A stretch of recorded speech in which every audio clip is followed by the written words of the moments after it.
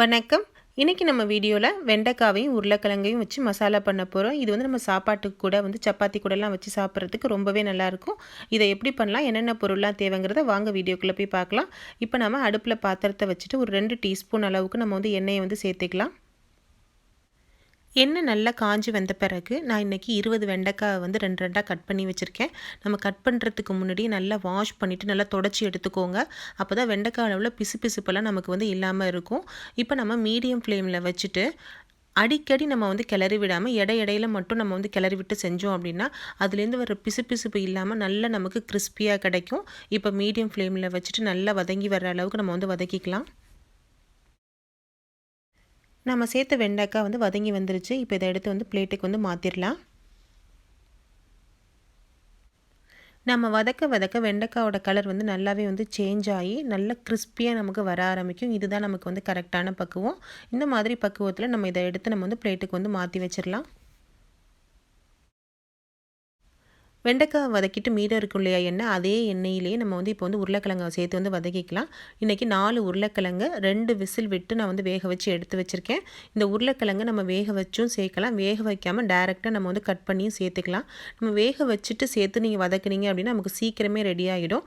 நீங்கள் வேக வைக்காமல் நீங்கள் செஞ்சீங்க அப்படின்னா வந்து ஒரு 15லேருந்து 20 நிமிஷத்துக்கு நல்லா வந்து நம்ம வதக்குற மாதிரி இருக்கும். இதை நம்ம ஒரு 5 நிமிஷம் நீங்கள் வதக்கி எடுத்தாலே வந்து கரெக்டான அளவில் வந்துடும். இப்போ நல்லாவே வந்து வதங்கி வந்துருச்சு. இதை எடுத்து நம்ம வந்து பிளேட்டுக்கு வந்து மாற்றிடலாம். உருளைக்கிழங்கை எடுத்து வச்சுட்டு நம்ம அதே பாத்திரத்திலே உங்களுக்கு எண்ணெய் இருந்தால் அதே எண்ணெயிலே நம்ம தாளிச்சிடலாம். இல்லை அப்படின்னா ஒரு டீஸ்பூன் அளவுக்கு எண்ணெயை சேர்த்துட்டு 1 டீஸ்பூன் ஜீரகம் 2 பச்சை மிளகாய் சேர்த்துட்டு நம்ம வந்து வதக்கிக்கலாம். ஜீரகம் பொரிஞ்சு பச்சை மிளகாய் நல்லா வதங்கி வர டைமில் ஒரு பெரிய வெங்காயத்தை கட் பண்ணி வச்சுருக்கேன். இதையும் நம்ம வந்து சேர்த்து வதக்கிக்கலாம். வெங்காயத்தை வதக்குறப்பவே கூடவே 1 டீஸ்பூன் அளவுக்கு உப்பையும் சேர்த்து நம்ம வதக்கிட்டோம் அப்படின்னா சீக்கிரமே நமக்கு வந்து வெங்காயம் வந்து வதங்கி வந்துடும். வெங்காயம் நல்லா வதங்கி வந்துருச்சு. இந்த டைமில் 2 பல்லு பூண்டு, ஒரு சின்ன பீஸ் இஞ்சியை வந்து 1 2மா தட்டி வச்சுருக்கேன். இந்த மாதிரி தட்டிட்டு நம்ம சேர்த்தோம் அப்படின்னா அதோடய ஃப்ளேவர் வந்து நமக்கு ரொம்பவே வந்து நல்லாயிருக்கும். இஞ்சியும் பூண்டும் வதங்கி வந்த பிறகு நம்ம 1/2 டீஸ்பூன் அளவுக்கு மஞ்சள் தூள், உங்களுடைய காரத்துக்கு தகுந்த மாதிரி மிளகாத்தூளை வந்து சேர்த்துக்கோங்க. நான் இன்றைக்கி 2 டீஸ்பூன் அளவுக்கு மிளகாத்தூளை வந்து சேர்த்துக்கிறேன். 1/2 டீஸ்பூன் கரம் மசாலா தூள், 1 டீஸ்பூன் மல்லித்தூளை சேர்த்து நம்ம வந்து நல்லா வெங்காயத்து கூட வந்து வதக்கிக்குவோம்.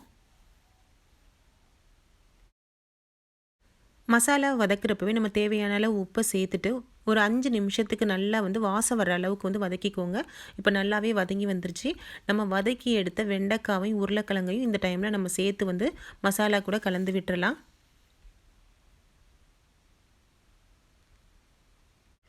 வெண்டைக்காவையும் உருளைக்கிழங்கையும் நம்ம வந்து ஏற்கனவே வந்து எண்ணெயில் வதக்கிட்டு நம்ம வந்து சேர்த்துருக்கோம். அதனால் அதிக நேரம் நம்ம வந்து அடுப்பில் வைக்கணும்னு அவசியம் இல்லை. மசாலா கூட நல்லா கலந்து விட்டுட்டு ஒரு 5 நிமிஷத்துக்கு வந்து லோ ஃப்ளேமில் வச்சு மூடியை போட்டு நம்ம வந்து வச்சுருங்க. அப்போ தான் மசாலா கூட நல்லா வந்து வெண்டைக்காவும் உருளைக்கிழங்கும் சேர்ந்து நல்ல டேஸ்ட்டை கொடுக்கும் நமக்கு.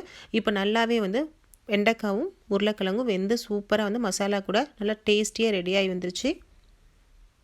இப்போ நல்ல காரசாரமான வெண்டைக்காய் உருளைக்கிழங்கு மசாலா நம்ம ரெடி பண்ணிட்டோம். இதை சாம்பார் சாதம், தயிர் சாதம், ரச சாதத்துக்கூடலாம் வச்சு சாப்பிட்றதுக்கு ரொம்பவே வந்து சூப்பராக இருக்கும். ட்ரை பண்ணி பாருங்கள். ஃப்ரெண்ட்ஸ், உங்களுக்கு இந்த வீடியோ பிடிச்சிருக்கா? பிடிச்சிருந்துச்சுன்னா லைக் பண்ணுங்கள், உங்கள் நண்பர்களுக்கெல்லாம் ஷேர் பண்ணுங்கள். கூடவே நம்ம சேனலை மறக்காமல் சப்ஸ்கிரைப் பண்ணிக்கோங்க. தேங்க்யூ.